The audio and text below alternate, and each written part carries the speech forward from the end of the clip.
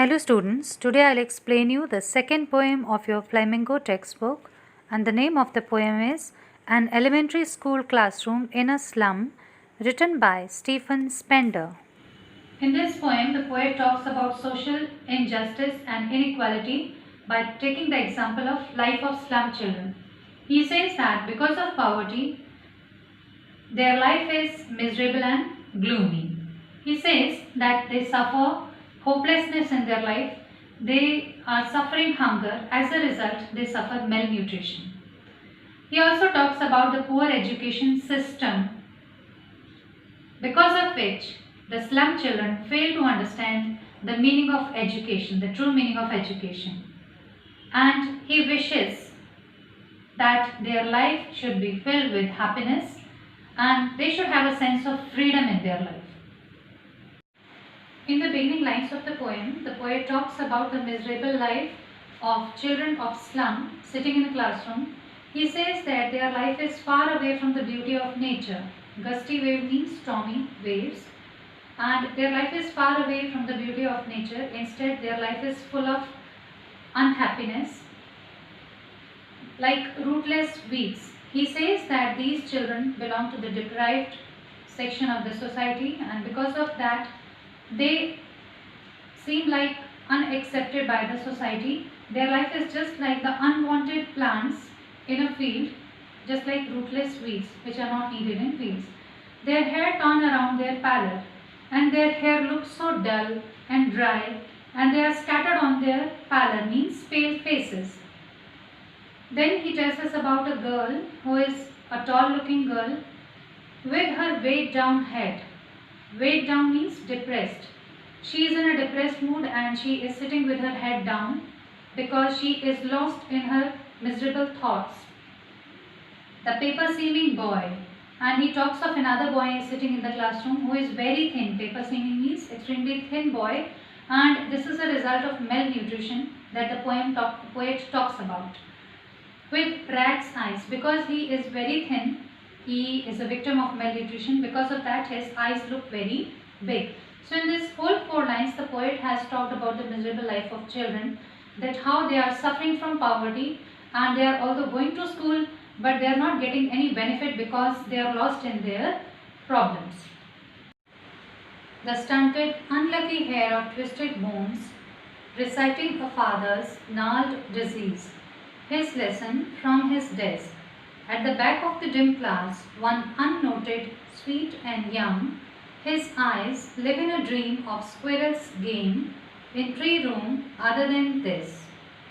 In these lines, the poet says that apart from those 2 children who are malnutritioned and who are very depressed, there are few more children sitting in the classroom, and he describes them that there is one boy whose bones are stunted, means improperly grown, because he has inherited his father's gnarled disease. In this line, he talks about a disease which is arthritis, in which the bones become knotty. So he is having knots in his bones and he has inherited this disease from his father. So his bones are twisted also, and he is reciting his lesson from his desk in a very weak voice. Then he talks about another boy who is sitting at the back of the dim class. Dim class because the walls of the classroom are yellowish in color and they look so bad. So he says that at the back of the dim class, one unnoted means unnoticed boy is sitting over there, who looks very sweet and young, but his eyes live in a dream.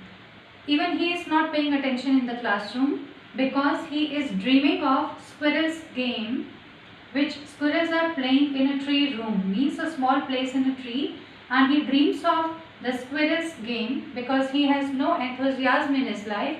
So he thinks about animals playing and enjoying. Other than this means he is not paying attention in the class. Maybe the dim class is not able to attract his attention, so his attention is outside the classroom. On sour green walls, donations. So poet says that the walls are very bad colored. Sour means dull or pale yellowish colored, They look so bad because they are so old and painted with a dull color, or maybe their color has gone dull and faded. Are the names of list of the names of those people who have given donations for the school.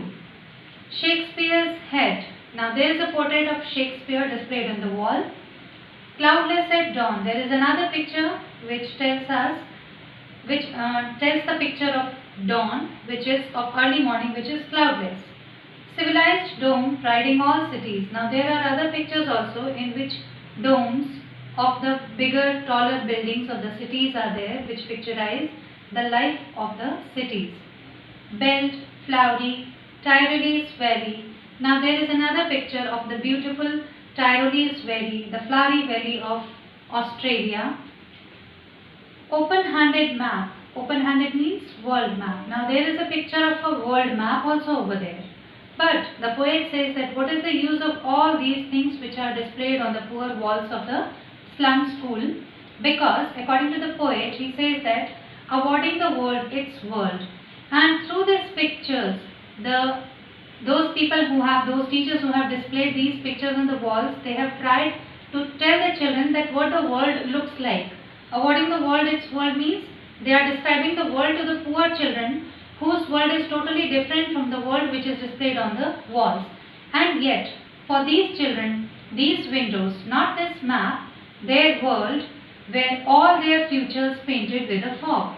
So the poet says that these pictures which are displayed on the wall have nothing to do with the lives of these poor children, because their life is totally different from the life shown in these pictures. Their life is miserable, their life is poor, their life is hopeless, their life is full of hunger and malnutrition. They are very much depressed and sad, and they seem to have no hope in their future. So he says that were all their futures painted with a fog. And what actually is the future of such children? That their future is full of hopelessness, it is full of hunger, with a fog of full hopelessness and hunger, because they cannot compete with this world. A narrow street sealed in with a lead sky. So he says that his life is just like a narrow street which ends in a dull sky, which is covered or ended up with a dull sky. So there is no hope of living their life, there is no hope of a bright future. Far, far from rivers, capes and stars of words, he says that their life is far away from the natural world, from the real world in which we people are living. It is far from the rivers, the capes. It is just like the stars of words, means those stars which we cannot touch. So the life in which the condition or the situations in which we are living, they cannot even hope of living in such situations, because such situations are out of their reach. Surely Shakespeare is wicked. So he says that it's very obvious that the painting of Shakespeare is wicked one to them, because the schools in which they are studying, there is no value of Shakespeare's works. They can never know of Shakespeare's works. The map is bad example. He says that the map is also a bad example, because that map tells them about the world which is not real for them. Actually, their world is totally different from the world about which the maps tell, with ships and sun and love tempting them to steal. And whatever things are shown in the beautiful pictures all around on the walls, the ships, the sun, the love and care, they all tempt them to steal, because these are such things which are unreal for them. They want to achieve them, but they cannot have them. So these things tempt them to steal them. For lives that slyly turn in their cramped holes from fog to endless night. He says that their life is just like such an animal who cunningly runs to their cramped hole, means houses, who runs to their homes, and it is filled of fog, means hopelessness and miserable life, which ends in night. Such a life which has no morning, but it always has a night, means a dullness, a darkness, a miserable life. On their slag heap, these children wear skins peeped through by bones and spectacles of steel with mended glass like bottle bits on stones. In these lines, he tells us the poor condition of the children. He says that their body is just like a slag heap, means a heap of garbage, and from these bodies, their bones peep out. So they look so skinny, so poor, so weak, so malnutrition. It appears as if their bones are peeping out of their skin. They are wearing the spectacles of steel with mended glasses. This also picturizes their poverty in a very bad manner when the poet says that they are wearing spectacles where the glasses are broken, just like the broken pieces of bottle glass. All of their time and space are foggy slum. All of their time means their whole life and space. Their complete life is a foggy slum. Their life which they are living in the slum is very miserable and hopeless. So blot their maps with slums as big as doom. And these slums are the blots on their lives. And these blots are as big as the dooms picturized in the pictures on the poor walls of their classroom. Unless governor, inspector, visitor, this map becomes their window, and these windows that shut open their lives like catacombs. The poet says that this will keep on going with the slum children until and unless the powerful people like governors, inspectors and educationalists visit these people in the slums. Only then, when they will notice their poverty, only then their lives can be changed. This map means their poor lives, they change, and this map will become the maps which are displayed on the walls will only become the windows, and through these windows only their life will open into a beautiful world which is now shut in catacombs like graves. So he says that there is only one hope, that powerful people come to their world and try to do something good to these poor children living in the slum areas. Break, oh break, open till they break the town and show the children to green fields and make their world run azure on gold sands. In these lines, the poet says that these windows of hopefulness should be broken away, and they should be brought out through these windows and should be taken to the green fields. They should be taken to the beautiful world in which we people are living. So out of their miserable lives from the slums, they should be brought to this beautiful world, and they should be made to run under the blue sky on the golden sands, and let their tongues run naked into the books.